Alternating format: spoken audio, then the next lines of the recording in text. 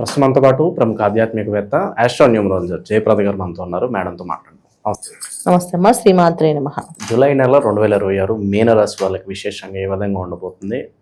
కష్ట నష్టాలు ఓవరాల్గా చెప్పాలంటే ఎలాంటి పరిణామాలు వీళ్ళకి ఎదురుపోతుంది మేడం?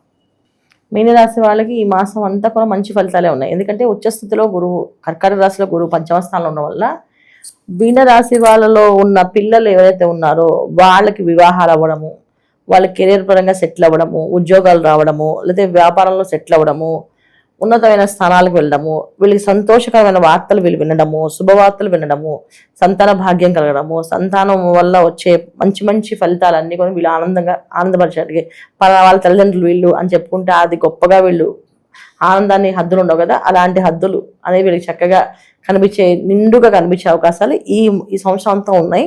అయితే ఈ మాసంలో ఎక్కువగా కుజుడు ఒక ఇంపాక్ట్ వల్ల, శుక్రుడు ఒక ఇంపాక్ట్ వల్ల వీళ్ళకి ఇంకొంచెం ఫాస్ట్గా జరిగే అవకాశాలు ఎక్కువగా ఉన్నాయి. ఏ పనైనా సాధించి తీరే అవకాశము, వాళ్ళు అనుకున్న పని అనుకున్నట్టుగా పట్టుదలతో చేసేస్తారు. అది ఇప్పుడు ఒక వివాహం చేయాలి వాళ్ళ అబ్బాయికి అనుకున్నారు, ఆ వివాహ సంబంధాలు చూడడము, ఆ అబ్బాయికి పెళ్లి చేయడం అనేది జరుగుతుంది. అలాగే అమ్మాయికి అనుకున్నారు, అమ్మాయికి అవుతుంది. అలాగే అబ్బాయిని సెటిల్ చేయాలనుకున్నారు, సెటిల్ చేస్తారు. విదేశాలు పంపించాలనుకున్నారు, విదేశాలకు పంపించే అవకాశం ఉంటుంది. వీళ్ళు వ్యాపారాల్లో అభివృద్ధి సాధించాలనుకున్నారు, సాధించే అవకాశం ఉంటుంది. ఇక్కడ వీళ్ళు పట్టుదలగా చేయగలిగితే కనుక 100% సాధిస్తారు. ఎందుకంటే పట్టుదలగా వీళ్ళు చేయలేకపోవడానికి కారణం ఏంటంటే మీనరాశిలో శని భగవాన్ ఉండడం వల్ల ప్రతి విషయంలోని ఆలస్యము, అడ్డంకులు, ఆటంకాలు జరుగుతుంటాయి. ఎలా అంటే వీళ్ళు ఎంత ప్లాన్ వేసి ఎంత ప్రణాళిక వేసుకున్నా, ఆ ప్రణాళిక ప్రకారం వెళ్దాం అనుకున్నా మార్నింగ్ మళ్ళీ వాళ్ళకి ఆలస్యంగా మెలకు రావడమే. మెయిన్ అన్నిటికంటే నిద్రభంగం, రాత్రి నిద్ర పట్టదు, పగలు నిద్ర మెలకు రాదు. దీన్ని గెలవడానికి వాళ్ళు చాలా కష్టపడతారు. అదే మార్నింగ్ ఎందుకు లేవలేకపోతున్నారని పూర్వం మామూలుగా 4ంటికి లేచే వాళ్ళు కొన్నా దానికి అసలు 5ంటికి రావడం, లేదా 6ంటికి లేవడం, లేదా 7ంటికి లేచే వాళ్ళు 8ంటికి లేవడం, ఇలా 1 గంట లేటుగా ఆలస్యంగా లేచే అవకాశం వీళ్ళు సాధించలేకపోవడం, దాన్ని గెలవలేకపోవడం అనేది వీళ్ళకి జరుగుతుంది. సో మీనరాశి వాళ్ళకి ఈ మాసంలో జరిగే అదృష్టమైన యోగాలు ఏంటంటే సంతానం. వీళ్ళు అనుకున్న, ఇప్పుడు ఎవరైనా వాళ్ళ పిల్లల కోసం కష్టపడతాం కదా, పిల్లలు బాగుంటే మనం బాగున్నట్టే కదా. సో వీళ్ళకి ఆ సంతానం ఒక అదృష్టాన్ని, యోగాన్ని, ఆ ఆనందం వీళ్ళు పొందగలుగుతారు. అంటే ఇప్పుడు వివాహం అవ్వడము, వాళ్ళు ఇల్లు కట్టుకోవడము, లేదా వాళ్ళకి సంతానం కలగడము, లేదా వాళ్ళు సెటిల్ అవ్వడము, వాళ్ళ కెరీర్గా గ్రోత్ రావడము, విదేశాలకు వెళ్ళడము, ఇవి జరుగుతాయి. మంచి మంచి వార్తలు, అంటే వీళ్ళ చెవులో మంచి వార్తలే పడతాయి, చెడు వార్తలు కాకుండా. అబ్బా వాళ్ళు బాగున్నారా, ఓకే వీళ్ళు బాగున్నారు, సెటిల్ అయ్యారా, ఓకే చాలా చాలా బాగుంది అని తత్వం బాగా ఎక్కువగా ఉండి చేస్తారు. తర్వాత మంచి గుర్తింపు, గౌరవాలు, వీళ్ళు ఎక్కడికి వెళ్ళినా ఒక గుర్తింపు, గౌరవం పెరుగుతుంటుంది. ఉద్యోగంలో మీనరాశి వాళ్ళు ఉద్యోగం చేస్తున్నారు, అడ్మిన్గా పనిచేస్తున్నారు. అడ్మిన్ మీ అంత మంచి అడ్మిన్ మాకు ఎవరు లేరు సార్ అని చెప్పి స్టాఫ్ అందరూ పొగడం, ఇది కర్కాటక రాశిలో గురువు ఉండడం వల్ల జరుగుతుంది. తర్వాత ఒక బాస్గా ఉన్నారనుకోండి, సో స్టాఫ్ అందరూ బాస్కి హానెస్ట్గా వర్క్ చేయడం. సో మా సార్ బాగా కష్టపడతారు, మంచివాళ్ళు, అయినా మేము కష్టపడకూడదు, ఆయన కోసం వర్క్ చేయడం లాయల్గా, ఇవన్నీ జరిగేవి ఎక్కువ ఈ సంవత్సరం అంతా వీళ్ళకి జరుగుతుంది మీనరాశి వాళ్ళకి. అది ఎక్కువగా జరిగే అవకాశం ఉంది. ఇంకొకటి ఏంటంటే వాళ్ళకి శని భగవాన్ ఉండడం వల్ల తత్వం వల్ల ప్రతిదానికి చాదస్తంగా, పట్టుదలగా, అది బాధగా, ఎదుటి వాళ్ళు చెప్పేటప్పుడు విసుగ్గా అనిపిస్తాడు, అసహనంగా ఉంటుంది. అబ్బా ఇప్పుడు అన్ని విషయాలు మళ్ళీ చెప్పాలి మొదటి నుంచి అనే తత్వం వస్తుంది. అలా అడిగే వాళ్ళు కూడా ఎదుటి వాళ్ళు అలాగే అడుగుతుంటారు. ప్రతి విషయాన్ని కొంచెం హింస, బాధ. దీనివల్ల నుంచి ఈ మాసంలో ఏంటంటే ఆ హింస, బాధ నుంచి బయటపడతారు. కొంచెం అగ్రెసివ్గా లేచే అవకాశము, కొంచెం అనుకున్నట్టు పట్టుదలగా చేద్దాం అనే తత్వము, ఇవి ఏర్పడే అవకాశం. కుజుడు ఒక ఇంపాక్ట్ వల్ల, 3వ స్థానంలో కుజుడు ఉండడం వల్ల ఆ పట్టుదల పెరుగుతుంది, సాధిస్తారు. అన్నదమ్ముల మధ్య ఏదైనా మనస్పర్ధలు ఉంటే దాని నుంచి బయటపడే అవకాశం, దాని నుంచి వాళ్ళు కలవడం, ఒక ఒకేషన్ పెట్టుకుని ఆ ఒకేషన్లో అందరూ కలిసి మాట్లాడటం, అందరి మీద ఉన్న చిన్న మనస్పర్ధలు ఉన్నవన్నీ పోయి అందరూ మళ్ళీ ప్రేమగా మాట్లాడటం, ఇవన్నీ ఏంటంటే పంచమ స్థానంలో ఉన్న గురువు వల్ల జరుగుతాయి. మాసాధిపతుల వల్ల కంటే పంచమ స్థానంలో గురువు వల్ల వీళ్ళకి ఎక్కువగా లాభాలు జరుగుతున్నాయి. ఏ విషయం తీసుకున్నా సరే బ్రహ్మాండంగా సాధించుకునే యోగం కర్కాటక రాశిలో ఉన్న గురువు వల్ల వీళ్ళకి జరిగే అవకాశాలు ఎక్కువగా ఉన్నాయి. అయితే గురువు ఇచ్చే ఫలితాలు ఎక్కువగా ఉన్నాయి, కానీ మాసాధిపతులు ఇచ్చే ఫలితాలు తక్కువగా ఉంటాయి. దీనివల్ల కుజుడు ఇచ్చే ఫలితాలు చాలా తక్కువ. అంటే మన అగ్రెసివ్గా తెప్పించడం, కొంచెం మొండిగా చేయడము, దానికి బయటపడడం అనేది జరుగుతుంది. శుక్రుడు వచ్చేది ఏంటంటే కొన్ని విషయాల్లో కాంప్రమైజ్ అవ్వాలి వీళ్ళు, కొన్ని విషయాలు కాంప్రమైజ్ అయితేనే అవుతుంది అనే విషయంలో కొన్ని విషయాలు కాంప్రమైజ్ అయ్యి చేస్తారు. దానికి కారణం ఏంటంటే శుక్రకేతువులు కలిసి ఉండడం వల్ల. ఈ శుక్రకేతువులు ఎప్పుడైతే 6వ స్థానంలో కలిసి ఉన్నారో సుఖం అనేది తక్కువగా ఉంటుంది, ఆలోచన శక్తి అనేది పెరుగుతూ ఉంటుంది. సో పని చేయాలనే తత్వం పెరిగినప్పటికీ కూడా అక్కడ ఆ పని సుఖంగా జరగదు, కొంచెం కష్టంగా, కొంచెం కష్టపెట్టి జరుగుతుంది. మొత్తానికి పని అయితే అవుతుంది. ఆ పని అయ్యే పని కాస్త ట్రాఫిక్ వెళ్ళేది ట్రాఫిక్లు ఇరుక్కొని 1 గంట 2 గంటల సిగ్నల్స్ బాగా పడి ఒకే కారు జస్ట్ మన కారు ముందు సిగ్నల్ పడితే ఎలా ఉంటుంది మనకి, జస్ట్ మనం వెళ్ళిపోతాం కానీ సిగ్నల్ పడింది వెయిట్ చేయాలి మనం ఒక సెకండ్ 2 నిమిషాలు 3 నిమిషాలు, అలాంటి కొంచెం ఇబ్బందులు కనిపిస్తుంటాయి.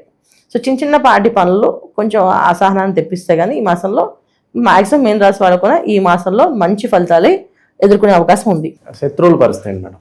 శత్రువులు ఎక్కువే ఉంటారు ఎప్పుడు కూడా, ఎందుకంటే ఈ రాశి వాళ్ళకి రాసాది లక్షణమో రాశి లక్షణం ఏంటంటే గుమ్మలంగా కనిపిస్తారు ఏ విషయమైనా. అంటే వాళ్ళ దగ్గర డబ్బులు లేకపోయినా వాళ్ళకు ఉందాగా వాళ్ళు మాట్లాడే విధానం, వాళ్ళు చూసే విధానాన్ని చూస్తే వీళ్ళకి చాలా బ్రహ్మాండంగా ఉంది, వీళ్ళకి ఏ లోటు లేదన్నట్టే కనిపిస్తారు. అది వాళ్ళ ఫేస్లో ఉండే పోస్టర్, అది అంటే అలా ఉంటుంది. అది అందువల్ల ఏంటంటే శత్రువులు ఎప్పుడు ఉంటారు, ఏడ్చే వాళ్ళు ఎక్కువ మంది ఉంటారు వీళ్ళ మీద. దానికి మనం ఏం చేయలేము ఇప్పుడు, ఎందుకంటే వాళ్ళ జాతకంలో కుజుడు ఎక్కడున్నాడో గురుబలం ఎంత ఉంది అని చెక్ చేసుకుంటే ఖచ్చితంగా ఆ బాధ నుంచి బయటపడచ్చు. కానీ గోచారీత్యా మనకి శత్రు బాధ అనేది తగ్గుతుంది ఎక్కుతుంది అనేది ఉండదు. గోచారంలో జరిగే విషయాల్లో ఏంటంటే మ్యాక్సిమం మనం అభివృద్ధి ఉందా లేదా ఈ మాసంలో, అంటే ఆర్థిక పరంగా అభివృద్ధి ఉందా, ఉద్యోగంలో ప్రమోషన్ వచ్చే అవకాశం ఉందా లేదా, విద్యార్థులకి ఉన్నతమైన స్థానాల్లోకి వచ్చే అవకాశం ఉందా, మార్కులు మంచిగా వచ్చే అవకాశం ఉందా లేదా, ట్రేడింగ్ కంపెనీలో ట్రేడింగ్స్ ఎవరైతే చేస్తారో ఆ ట్రేడింగ్ బాగుందా లేదా ఈ సంవత్సరం అని తెలుస్తుంది. ఎందుకంటే గోచారీత్యా ప్రపంచంలో జరిగే అన్ని విషయాల్లో మనం ఉంటుంది కనుక ఆ విషయాల్లో మనకి హెల్ప్ అవుతుంది తప్ప స్పెసిఫిక్గా ఈ రాశి వాళ్ళకి ఈ ప్రాబ్లం ఉంటుందని చెప్పేసి ఉండదు. అది మెయిన్. ఏలినాటి శని ప్రభావం అంతగా ఇంపాక్ట్ అంతగా లేదంటారో ప్రస్తుత కాలం వీళ్ళ మీద, మళ్ళీ ఎప్పుడు ప్రభావం చూపిస్తుంది అంటారు వీళ్ళ మీద?